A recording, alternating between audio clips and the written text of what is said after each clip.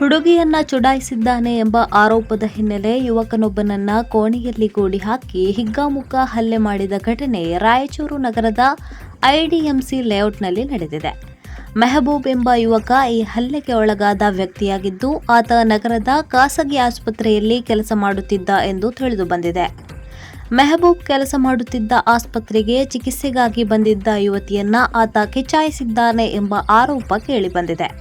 ಈ ಘಟನೆ ಆಸ್ಪತ್ರೆಯ ಹೊರರೋಗಿಗಳ ವಿಭಾಗದಲ್ಲಿ ನಡೆದಿದೆ ಎನ್ನಲಾಗಿದೆ.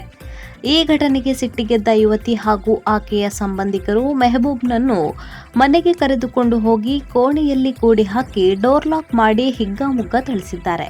ಘಟನೆಯ ವೇಳೆ ನಿನ್ನ ಅಕ್ಕನು ಇಲ್ಲಿಗೆ ಬಂದಿದ್ದಳು, ಆಕೆಯು ಚೆನ್ನಾಗಿದ್ದಳು ಎಂದು ಮೆಹಬೂಬ್ ಹೇಳಿದ್ದಾನೆ ಎಂದು ಯುವತಿಯ ಸಹೋದರಿ ಆರೋಪಿಸುತ್ತಿರುವುದು ವಿಡಿಯೋದಲ್ಲಿ ಕಾಣಿಸುತ್ತಿದೆ.